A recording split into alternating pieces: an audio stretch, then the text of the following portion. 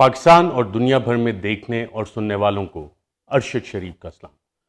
ناظرین، دنیا بھر میں جو عالمی ریسرچ ہوئی فاشزم کے متعلق، اگر ان عالمی جریدوں کو دیکھا جائے، ریسرچ پیپرز کو دیکھا جائے اور کتابیں پڑھی جائے تو اس میں چند خصوصیات سامنے آتی ہیں کہ فاشسٹ حکومتیں کرتی کیا ہیں۔ جو فاشسٹ حکومتیں ہوتی ہیں وہاں پہ انسانی حقوق کی پامالی ہوتی ہے، میڈیا پہ سینسرشپ ہوتی ہے،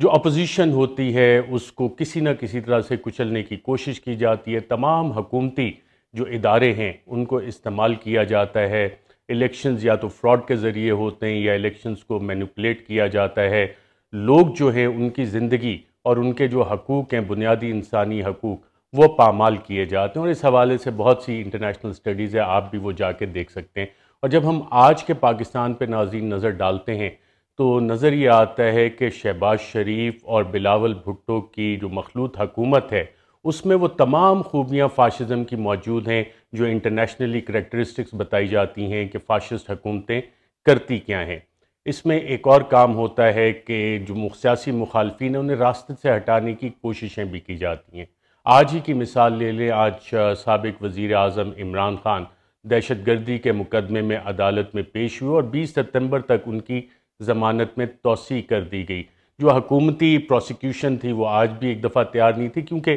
جب مقدمے اس طرح سے بنائے جائیں جو کہ جعلی ہوں، جھوٹ پہ مبنی ہوں، صرف پرسیکیوشن کے لیے بنائے جائیں تو ان کا عدالتوں میں دفاع کرنا مشکل ہو جاتا ہے۔ اور عمران خان کا قصور کیا ہے؟ عمران خان کا جو جرم بتایا گیا اس میں 780 کا پرچہ کاٹتے ہوئے کہ جو انہوں نے دہشت گردی کا جرم کیا وہ یہ تھا کہ ڈاکٹر شہباز گل جو کہ امریکہ کی ایک یونیورسٹی میں اسسٹنٹ پروفیسر ہیں، ان کے چیف آف سٹاف ہیں، جب انہیں گرفتار کیا گیا تو کسٹڈی میں ان کے اوپر جب زیر حراست تھے تو ان پہ ٹارچر کیا گیا، کسٹوڈیل ٹارچر۔ انہوں نے کہا کہ اس حوالے سے میں قانونی ایکشن لوں گا، اور عمران خان پہ دہشت گردی کا مقدمہ اس بات پہ کر دیا گیا۔ ڈاکٹر شہباز گل کے اوپر کسٹوڈیل ٹارچر پہ کوئی کمیشن آف انکوائری ابھی تک اس حکومت نے تشکیل نہیں دیا ہے، لیکن عمران خان پہ ناظرین جو دہشت گردی کا مقدمہ ہوا، اگر آپ سپریم کورٹ آف پاکستان کی متعدد ججمنٹ دیکھیں، اور اس میں ایک لینڈ مارک ججمنٹ ہے سابق چیف جسٹس آصف سعید کھوسہ صاحب کی، ان تمام ججمنٹس کو پڑھیں تو آپ کو بڑا واضح نظر آتا ہے کہ عمران خان پہ یہ بوگس، جعلی، جھوٹا مقدمہ کیوں کیا گیا، اور یہ کسی بھی عدالت میں سٹینڈ نہیں کر سکتا۔ سپریم کورٹ کے متعدد فیصلوں جس میں لارجر بینچ بھی شامل تھے، ان فیصلوں کی روشنی میں ایک اور چیز اگر ہم دیکھیں جو فاشسٹ حکومتیں کرتی ہیں، وہاں میڈیا کو کنٹرول کرنے کی بھرپور کوشش کی جاتی ہے، اور شہباز شریف اور بلاول بھٹو کے دور میں ناظرین آج جو چیزیں ہو رہی ہیں وہ پاکستان میں بدترین مارشل لاء کے ادوار میں بھی ہم نے وہ ظلم و زیادتی اور میڈیا سینسرشپ نہیں دیکھی۔ جنرل ایوب کے دور میں جو پریس ایڈوائزری آتی تھی، پریس اینڈ پبلیکیشن آرڈیننس آیا، اخبارات بند کیے گئے، وہ سلسلہ بھی آج ہم دیکھ رہے ہیں کہ ٹی وی چینلز کو آف ایئر کر دیا جاتا ہے، ہدایات آتی ہیں اور پیمرا کا استعمال کیا جاتا ہے، یہاں تک کہ سندھ ہائی کورٹ میں پیمرا نے جا کے کہا کہ جی اے آر وائی جو بند ہوا ہے وہ ہم نے بند نہیں کیا۔ تو سوال ہے کہ جی وہ کون تھا جس نے پھر یہ بند کیا تھا؟ وہ نام ابھی تک سامنے نہیں آ رہا۔ لیکن اسی چیز کو جب ہم دیکھتے ہیں میڈیا سینسرشپ کے حوالے سے، جنرل ضیاء الحق کے دور میں جو کچھ ہوا، وہاں سر عام صحافیوں کو، جس میں ناصر زیدی صاحب بھی شامل تھے، سینئر صحافی ہیں، ان کو سر عام پبلک کے سامنے کوڑے مارے گئے۔ آج شہباز شریف اور بلاول بھٹو کی مخلوط حکومت کے دور میں پبلکلی تو چیخیں صحافیوں پہ ظلم نہیں ہو رہا، جو چیخیں پبلکلی سنی جاتی تھیں وہ ان عقوبت خانوں سے وہ چیخیں آتی ہیں جب ٹارچر کیا جاتا ہے، اور یہ آج کے دور میں ہو رہا ہے۔ اس بلاول بھٹو کی سندھ حکومت میں بھی یہ کام ہوا جو کہ ہیومن رائٹس کمیٹی میں ماضی میں تو بڑی صحافیوں کے خلاف ایکشن لیتے تھے، لیکن آج بالکل خاموش ہیں اس ظلم اور زیادتی میں۔ شاید شریک جرم ہوں گے اور انہیں سب چیزوں کا پتہ ہے کہ یہ کیا ہو رہا ہے۔ سندھ صوبے میں بہت سی جعلی ایف آئی آر صحافیوں کے خلاف کاٹی گئیں، سندھ حکومت ہوتے ہوئے، مراد علی شاہ کی حکومت ہوتے ہوئے، اور اس میں ناظرین اگر ہم یہ ظلم کی داستانیں گننا شروع کریں تو ہمیں پتہ لگتا ہے کہ نوجوان صحافی جمیل فاروقی، ان کو جس طرح سے گرفتار کیا گیا اور انہیں تشدد کا نشانہ بنایا گیا، انہیں برہنہ کر کے تشدد کا نشانہ بنایا گیا، ان کے جسم پہ یہ نشانات موجود تھے جب وہ باہر آئے اور اسلام آباد انہیں ٹرانسپورٹ کیا جا رہا تھا۔ جمیل فاروقی ان نوجوان صحافیوں میں سے ناظرین ایک عام پاکستانی ہے جو عام پاکستانیوں کی طرح اس نے محنت کر کے اپنا نام بنایا، کوئی اس کے لیے سفارش نہیں تھی، کوئی اس نے شارٹ کٹ استعمال نہیں کیا، اپنی محنت دن رات کر کے اس نے اپنا نام بنایا۔ اور اس کا قصور کیا ہے جمیل فاروقی کا؟ جمیل فاروقی کا ناظرین قصور یہ ہے کہ وہ عام پاکستانی کی بات کرتا ہے، عام پاکستانی کے حقوق کی بات کرتا ہے، وہ سوال کرتا ہے، ایک عام پاکستانی کی طرح سوال کرتا ہے ان طاقتور حلقوں سے جو کہتے ہیں کہ جناب ہم تو کسی قانون کے تحت نہیں آتے، ہمارے بارے میں اگر تم سوال کرو گے، آواز اٹھاؤ گے تو تمہیں نشان عبرت بنا دیا جائے گا۔ اور جمیل فاروقی کے ساتھ یہ تشدد کیا گیا۔ نہ صرف جمیل فاروقی، آپ عمران ریاض خان کی مثال لے لیں۔ عمران ریاض خان کی استقامت اور بہادری کو باقاعدہ طور پہ میں سلام پیش کرتا ہوں کہ 2 درجن سے زائد اس کے اوپر مقدمے کیے گئے، اور جب اسے گرفتار کیا گیا تھا، ایک تھانے سے دوسرے تھانے، ایک عدالت سے دوسرے تھانے لے جایا جا رہا تھا، تو اطلاعات یہ ہیں کہ اس پہ بھی ان ہیومن ٹریٹمنٹ اس کے ساتھ کی گئی۔ جس طرح دہشت گردوں کے اوپر کالا کپڑا منہ پہ چڑھا دیا جاتا ہے، وہ اس پہ چڑھایا گیا، اور ان ہیومن ٹریٹمنٹ اور تشدد کی اطلاعات ہمارے پاس موجود ہیں کہ عمران ریاض خان پہ تشدد کیا گیا۔ لیکن سلام ہے عمران ریاض خان کو کہ جب اس کو موقع ملا اس نے ہمیشہ پاکستان زندہ باد کا نعرہ لگایا۔ عماد یوسف جو اے آر وائی نیوز کے ہیڈ آف نیوز اور کرنٹ افیئرز ہیں، ان کے گھر جس طرح رات کو ریڈ کی گئی، اس طرح دہشت گردوں کو ریڈ کر کے اٹھایا جاتا ہے۔ اس کے معصوم بچے آج بھی اس ریڈ کی وجہ سے جو پرائیویسی آف ہوم انویڈ کی گئی سندھ میں، سندھ حکومت جہاں پاکستان پیپلز پارٹی کی حکومت ہے، بلاول بھٹو زرداری کی پیپلز پارٹی کی حکومت ہے، وہاں سے عماد یوسف کو رات کو اٹھایا گیا، مڈ نائٹ ریڈ کر کے اٹھایا گیا فیملی کے سامنے، اور جس طرح سے دیواریں پھلانگ کے وہاں پہ انٹر ہوئے تھے، وہ کارروائی کس طرح کی تھی؟ خوف و ہراس پھیلانے کے لیے، تاکہ باقیوں کے لیے بھی یہ مثال بنے۔ اور پھر عماد یوسف کے ساتھ بھی کسٹڈی میں ان ہیومن ٹریٹمنٹ کی گئی کہ تاکہ آئندہ جو شخص محنت کرتا ہے، صبح سے شام تک اپنے کام سے کام تعلق رکھتا ہے، صحافت کرتا ہے، اس کے ساتھ بھی ان ہیومن ٹریٹمنٹ کی گئی۔ ایاز امیر صاحب پاکستان کی صحافت کا انتہائی معتبر نام، سینئر صحافی، دہائیاں انہوں نے دیکھی اور ہر کسی کو انہوں نے سوال کیا۔ جب ایک رجیم چینج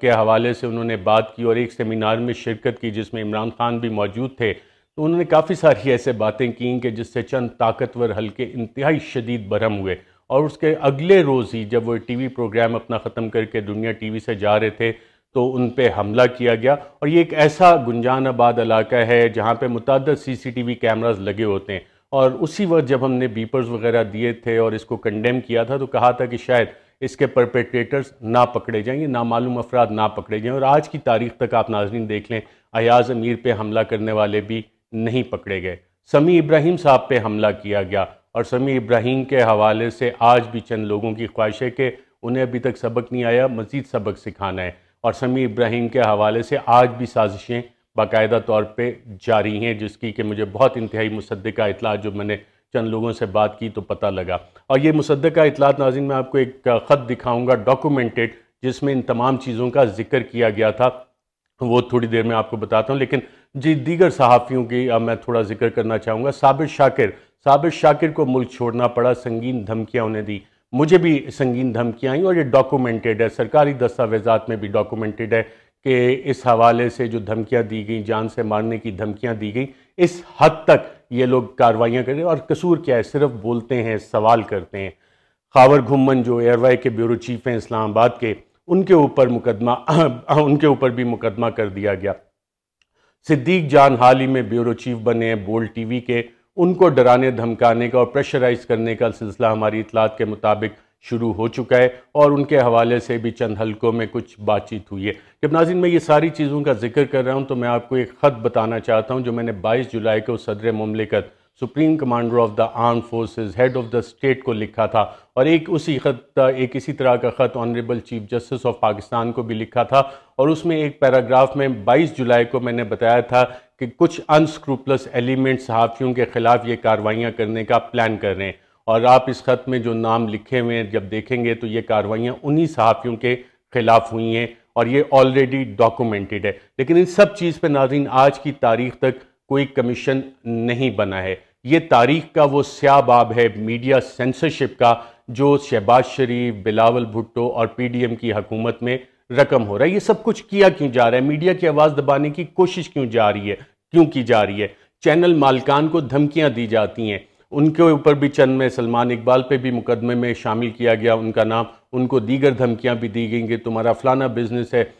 وہ ختم ہو جائے گا، اس حوالے سے تمہیں ہم سبق سکھائیں گے۔ دیگر چینل کے مالکان کو کہا ہے تمہارا فلانا بزنس ایک اور ہے، اس حوالے سے تمہیں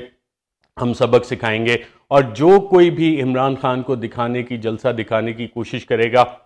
اسے نشان عبرت بنا دیا جائے گا۔ فلاں صحافی کو آپ فیئر کر دو، فلاں صحافی کو نوکری سے نکالو، پھر تم سے بات چیت ہوگی۔ یہ ساری چیزیں بیک گراؤنڈ میں چل رہی ہیں میڈیا کی سینسرشپ کے حوالے سے اس وقت جو حالات ہیں۔ لیکن یہ سب کچھ کیا کیوں جا رہا ہے؟ یہ سب کچھ کیا اس لیے جا رہا ہے کہ عمران خان جس کے ساتھ اس وقت پاکستان کی عوام کھڑی ہے، وہ پاکستان کی قوم جو انتہائی ریزیلینٹ ہے، خوددار قوم ہے، محنت کرتی ہے، ایماندار قوم ہے، وہ عمران خان کے ساتھ کھڑی ہے۔ اور لوگوں کا خیال ہے جو یہ پی ڈی ایم کی حکومت ہے، اس کے اتحادی ہیں اور اس کے ہینڈلرز ہیں اور سہولت کار ہیں، کہ عمران خان کی پاپولیرٹی شاید میڈیا کی وجہ سے ہے۔ میڈیا کی وجہ سے نہیں، آپ نے میڈیا پہ سینسرشپ لگا کے بھی دیکھ لیا، پاکستان کے عوام عمران خان کے ساتھ کھڑے ہیں۔ اور آپ دیکھیں کہ کتنی نیچ اور گری ہوئی حرکت انہوں نے کی کہ جب عمران خان امریکہ میں، پاکستان میں جو فلڈ سے،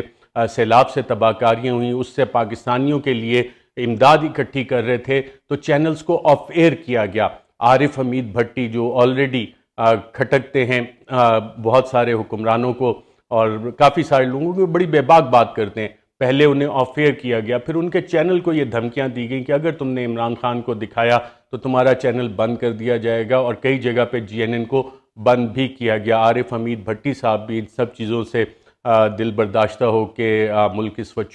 چھوڑ چکے ہیں اور ایک دوسرے ملک میں اس وقت جا کے بیٹھے ہیں، کیونکہ پاکستان میں جو حالات ہیں اب جان سے مارنے کی دھمکیاں دی جا رہی ہیں۔ عارف حمید بھٹی پہ بھی 2 اٹیمپٹس ہوئے تھے، جس کے بعد عارف حمید بھٹی نے ملک چھوڑنے کا فیصلہ کیا۔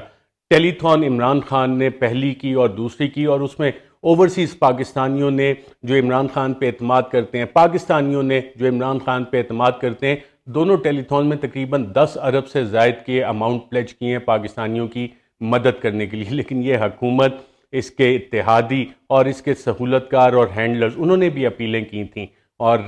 شرمندگی سے وہ یہ بھی نہیں بتاتے کہ ان کے اکاؤنٹس میں پاکستانی قوم نے کتنا پیسہ دیا۔ وہ یہ چیز آپ کو نہ بتا رہے ہیں، نہ بتائیں گے، بلکہ کوشش تو یہ کی گئی کہ جو عمران خان نے ٹیلی تھونز میں جو اکاؤنٹ دیے تھے، جب لوگ وہاں پیسے جمع کروانے گئے، کہتے نہیں اس میں نہیں، تم حکومت کے اس اکاؤنٹ میں پیسے جمع کرواؤ۔ بینکس کو یہ ہدایات اس حوالے سے دی گئی تھی، لیکن لوگوں کا اعتماد جو ہے وہ عمران خان کے اوپر ہے۔ اس وقت ناظرین حکومت کے حالات جو ہیں، اس حکومت کے، اس کے ہینڈلرز کے اور سہولت کاروں کے، وہ باقاعدہ رونے والے حالات ان کے ہوئے ہیں، اور اس کی وجوہات ہیں اور اس کا اظہار بلکہ ہم نے دیکھا بھی کہ ڈاکٹر مفتاح اسماعیل ایک پریس کانفرنس میں ہچکیاں لیتے ہوئے روتے نظر آئے۔ وہ تو پبلکلی چلے رو پڑے، لیکن جو اس کی حکومت کے ہینڈلرز ہیں، سہولت کار ہیں، اور یہ حکومت کے خود چند بند کمروں میں بیٹھ کے اپنا سر پیٹ رہے ہوتے ہیں کہ یہ ہوا کیا ہے۔ ہم عمران خان کے خلاف جو بھی قدم اٹھاتے ہیں، قوم اس کے ساتھ کھڑی ہو کے اس ساری کو ریورس کر دیتی ہے اس قدم کو۔ ڈاکٹر مفتاح اسماعیل کے رونے کی ناظرین وجہ یہ نہیں ہے کہ انہیں پاکستانی قوم کا کوئی اتنا زیادہ دکھ تھا، اس کی اصل وجہ یہ ہے کہ ڈاکٹر مفتاح اسماعیل